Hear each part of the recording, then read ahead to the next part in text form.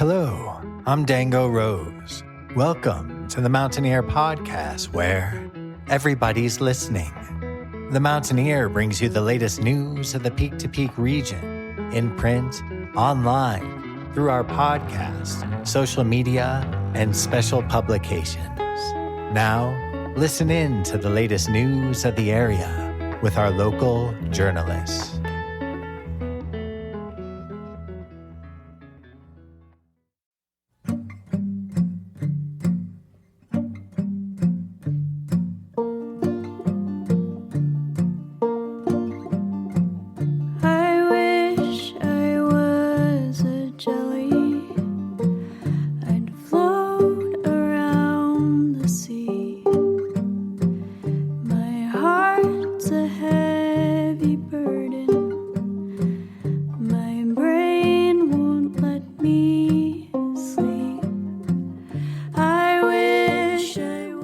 The song that you are currently listening to is called Jellyfish. It was written by Ariel Macadangdang and is performed by her, Brian Dubrow, and Joy Adams as part of the trio Salome Songbird.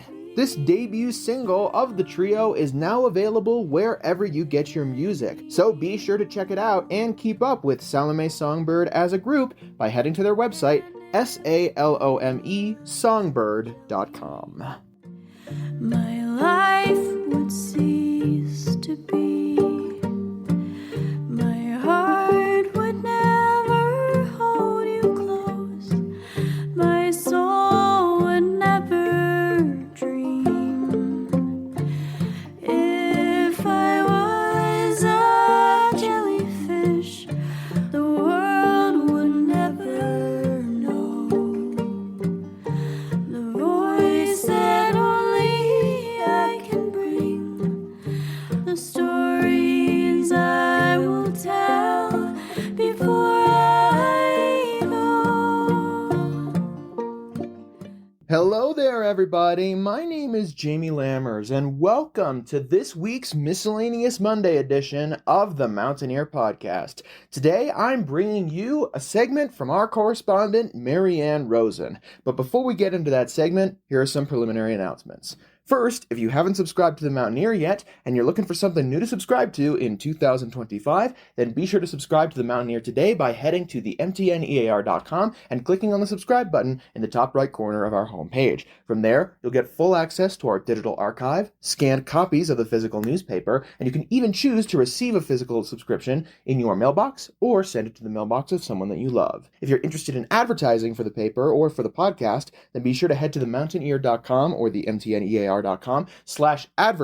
to learn more about the options that are available. If you want to ask questions to our team directly, then be sure to email marketing@themountaineer.com or adsales@themountaineer.com or call 720-960-2900. Next, it's time to announce this week's movie at the Backdoor Theater, which is Becoming Led Zeppelin, rated PG-13. Here's the logline provided by the Backdoor Theater. The film traces the journeys of the four members of the Stairway to Heaven rockers through the music scene of the 1960s and their meeting in the summer of 1968, culminating in 1970. To see this documentary of a legendary band, then be sure to head over to the Backdoor Theater located in the Nederland Community Center at 750 North Highway 72 in Nederland on Friday, March 7th starting at 7 p.m., on Saturday, March 8th starting at 2 p.m. for an open caption matinee, and on Saturday, March 8th starting at 7 p.m. for a great time at the movies.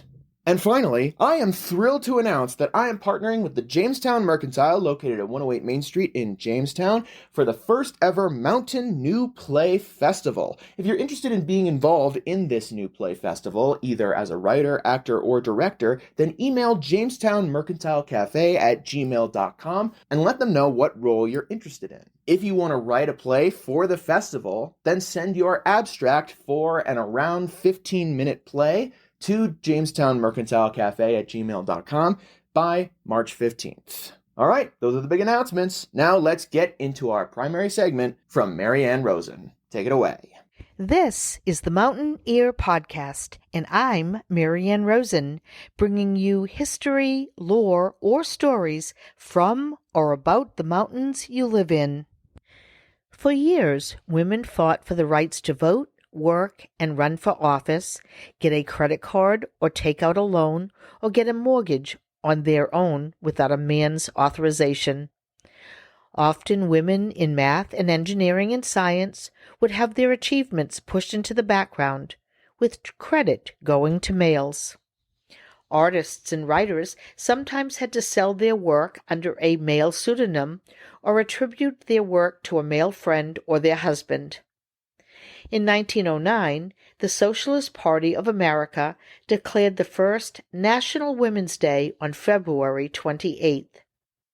At the same time, feminist leaders overseas were discussing when their countries would recognize and celebrate women, a day that would exist as a reminder to honor women's achievements, both past and present. The first International Women's Day was celebrated on March 19, 1911, in Austria, Denmark, Germany, and Switzerland. That day was observed to advocate for a woman's right to vote, work, and hold office. It wasn't until 1975, when the UN named that year as the International Women's Year, that a day dedicated to women was established. The first official day was March 8, 1975. That was also just around the time that women were finally given the rights to take out a mortgage, apply for loans, or get a credit card without a man. In 1978, championed by Gerda Lerner and the National Women's History Alliance, Women's Day was extended to a week. Jimmy Carter made that official in 1980. The celebration was expanded to a month in 1985. In Colorado, women played major and important roles in the state's history. In order to entice women to go west, they were extended freedoms and rights not seen in other parts of the country. Women were also given the right to vote in Colorado in 1893, long before the 19th Amendment. In honor of Women's History Month and Colorado history, here are stories of some notable Coloradan women. Choosing which stories to tell was incredibly difficult in a state where strength and spirit of the West runs deep. In my last story for Black History Month, I included 3 African American women who could have also been included in this tale. I'm not going to repeat their narratives, but only going to remind you to read the histories of Dr. Justina Ford, Dorothy Ann Witt King, and from Central City, Clara Brown. The first Women's History Month story is also about another African American woman. Fannie Mae Duncan was an entrepreneur, philanthropist, and community activist. Born Fannie Mae Bragg to sharecroppers in Oklahoma, she loved helping her parents sell produce at their farm stand. Her father encouraged her entrepreneurial inclination. Fannie Mae moved to Colorado at age 15 and became the first in her family to graduate from high school. After marrying Edward Duncan, she opened a soda fountain at a facility on Camp Carson established for African American soldiers. It is said that while then-future comedian Flip Wilson was stationed at Camp Carson, Duncan gave him his first chance to perform. Duncan also opened a USO after convincing the Denver city manager to issue her a business license. It was rare for an African American, particularly an African American woman, to own a business, especially on a military base. Fannie Mae Duncan was best known, though, as the proprietor of the Cotton Club, an early integrated jazz club in Colorado Springs and named for the famous club in Harlem. She insisted that black and white people commingle at the club at a time when segregation was rampant and African Americans usually had to use the back door to enter and establishment. Among the notables who played at the Cotton Club in Colorado Springs were Duke Ellington, Etta James, Lionel Hampton, Mahalia Jackson, Billie Holiday, Muddy Waters, and Count Basie. Also, at a time where hotels in the city would not serve blacks, Duncan bought a historic mansion to provide lodging for performers and other visitors, including Medgar Evers. Fannie Mae also raised money for medical research. She co-founded the Sickle Cell Anemia Association, funded college tuitions for African American students, and donated the first iron lung for polio to the city of Denver. Ellis Meredith was a suffragist, journalist, and novelist. She was known as the Susan B. Anthony of Colorado. She moved with her family to Denver in 1885. In 1890, along with 5 other women, she founded the Colorado Nonpartisan Equal Suffrage Association. She joined the Rocky Mountain News in 1893. In 1889, she began writing a column called A Woman's World, where she advocated for women's suffrage. Meredith became part of the editorial staff in 1894. She was the first female journalist in Colorado and probably the United States to cover the legislature. Ellis Meredith wrote 3 novels: The Master Knot of Human Fate, Heart of My Heart, and Under the Harrow.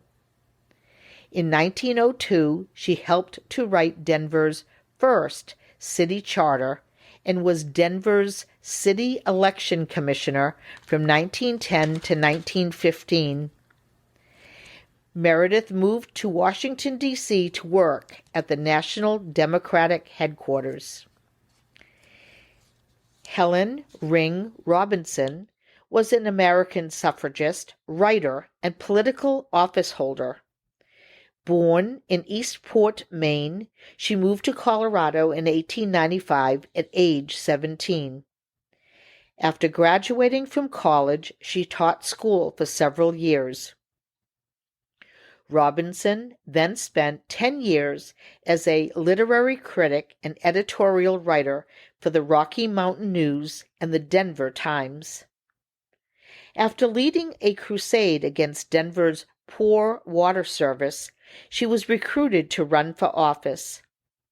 She was elected in 1912 as the first woman to serve as a state senator in Colorado and the United States. Robinson served from 1913 to 1917. While in office, she was appointed chair of the Colorado State Senate Education Committee. As she traveled the country while a state senator, she pushed women's issues. Our next tale is that of Mary Florence Lathrop. Lathrop was a lawyer, the first woman to open a law practice in Denver. She was one of the first 2 female members of the American Bar Association.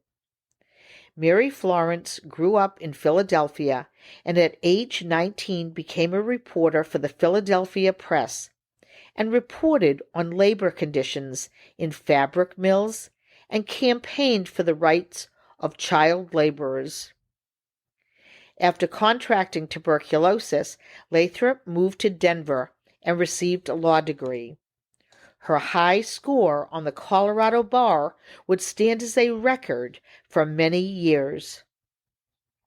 Lathrop was also the first woman to try a case in front of the Colorado Supreme Court.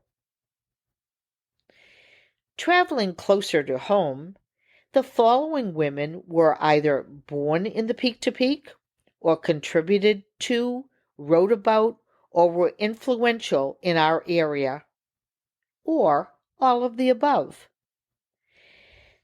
Born in Central City in 1871, Dr. Florence Rena Sabin was a pioneer for women in science. Born to a mining engineer and a teacher, Dr. Sabin always wanted to be a doctor. She went to high school in Vermont while living with an aunt. It was here that her scientific interests developed further. She graduated from Smith College and went back to Colorado to teach high school in Denver. Dr. Sabin left again to attend Johns Hopkins School of Medicine. While at school and during her internship, she focused on projects involving newborn babies' brain stems and the embryological development of the lymphatic system. Dr. Sabin became the first woman to hold a full professorship at Johns Hopkins School of Medicine, where she taught embryology and histology. She was the first woman elected to the National Academy of Sciences and the first woman to head a department at the Rockefeller Institute for Medical Research in New York. At the Rockefeller Institute, Dr. Sabin focused on cellular studies and the lymphatic system. Upon retirement, Dr. Sabin returned to Colorado and pursued a second career as a public health activist. She modernized public health, raised money to provide hospitals with more beds for tuberculosis patients, and worked to defeat any politician who opposed health reform. Her efforts resulted in a set of public health laws that bear her name. In 1948, Dr. Sabin became the manager of Health and Charities of Denver, donating her salary over the next 3 years to medical research. In 1951, Dr. Sabin received the Albert Lasker Public Service Award. Dr. Sabin's lifetime of service resulted in the building housing the University of Colorado's Department of Medicine being named the Florence R. Sabin Building for Research in Cellular Biology. Another notable woman born in Central City, Blackhawk area, was Ida Cruz McFarland. She was the daughter of the mayor of Central City. She became an English professor and head of the English department at the University of Denver. With Ann Evans and Edna Chappell, she co-founded the Central City Opera Association. McFarland was instrumental in negotiating to have the opera donated to the university, which aided in the opera house's renovation. Cruz McFarland served as the superintendent of schools for Gilpin County from 1903 to 1907. Ann Evans, mentioned above, was the youngest daughter of John Evans, the governor of Colorado. In 1893, Evans and her mother became two of the earliest members of the Denver Art Museum. Evans was appointed to the Denver Public Library Commission. During her time, she spearheaded the creation of 4 new branch libraries. After co-founding the Central City Opera Association with Ida Cruz McFarland and Edna Chappell, Evans, in 1932, established the Central City Opera Festival and secured funding to ensure the Opera House would not ever be demolished. The Opera Festival still exists to this day. The third co-founder of the Central City Opera Association was Edna Chappell. The Opera House helped return Central City to prominence. Chappell was an actress and acted in the stage production of Camille at the Central City Opera. The final woman noted in this story is author and journalist Caroline Bancroft. Bancroft is known for her many books and booklets that she wrote about Colorado's history and its pioneers. Her stories helped spark new interest in the state's past. Bancroft was particularly interested in the history of the Tabor family, especially Baby Doe Tabor, the town of Leadville, and the history of Central City. She wrote the book Central City, Its Complete Story. An interesting fact about Caroline Bancroft was that her grandfather was Dr. Frederick Bancroft, for whom Mount Bancroft is named. Lake Caroline, which lay below Mount Bancroft, is actually named for Caroline Bancroft. There are so many more women who could have been included in this story. Hattie McDaniel, Temple Grandin, Madeline Albright, Mildred Babe Diedrichson, Mary Lou Anderson, Josephine Aspinwall Roach, Helen Hunt Jackson, Amachi Prowers, Ava Hamilton, Helen Marie Black, and that is just to name a very, very few more. Although, look for this, some of these may show up in a future podcast. Listen in next time to the Mountain Ear Podcast for more mountain history, lore, or stories. I'm Maryann Rosen. Thank you for listening. Thank you so much, Maryann, for bringing us another great segment. We'll be back in a couple of days with more community-centered episodes of the Mountaineer Podcast. In the meantime, if you like this episode and you want to share this or others around with whoever you see fit, then be sure to head to the mtnear.com and scroll near to the bottom, or head to our podcast's main hub at the mtnearpodcast.buzzsprout.com to see a full archive of all of our episodes. If you're interested in being involved in the podcast in any way, shape, or form, then be sure to email me at media@themountaineer.com and we'll get something sorted for you. And finally, if you want to send us a message involving the podcast in any way, head to any of our episode descriptions of the podcast and send us a text. We'd love to hear from you. Thank you all so much for tuning in, and I'll see you guys very soon. Have a great rest of your day! If I could fly away from here, I'd be alright. I hear it call from down the road. If I'd only go. The song that you are currently listening to is called I'm All Right. It was written by Joy Adams and performed by her, Brian Dubrow, and Ariel Macadang for their trio, Salome Songbird. This is their second and latest single as Salome Songbird. You can find it wherever you get your music, so be sure to check it out and keep up with Salome Songbird as a trio by heading to their website at Salome Songbird, that's SALOME songbird.com. Okay, if only these dreams weren't real,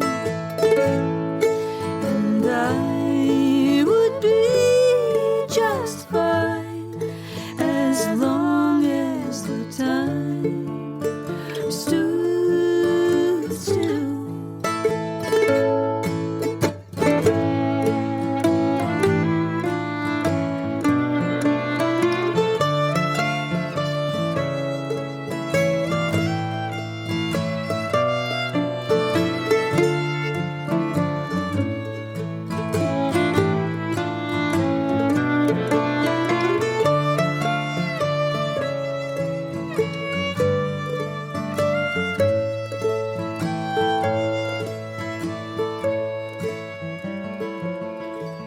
The sweetest scent.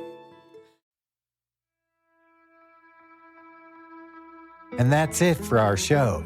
Subscribe online to get more access to more news, weekly updates to our community calendar, and a link to our YouTube channel by visiting themountaineer.com. Be sure to use the coupon code PODCAST when subscribing for a 10% discount, only available to our listeners.